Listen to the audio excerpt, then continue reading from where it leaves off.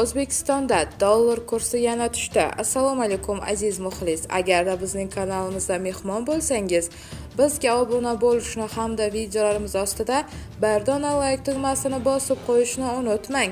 Markaziy bank xorijiy valyutalarning o'zbek so'miga nisbatan 12-iyunda amalda bo'ladigan qiymatini e'lon qildi. Unga ko'ra dollarning rasmiy kursi 27,81 so'mga pastlab 12.646,56 so'mni tashkil etdi. Yevro kursi esa 8,99 so'mga tushdi va 14.461,34 so'm etib belgilandi.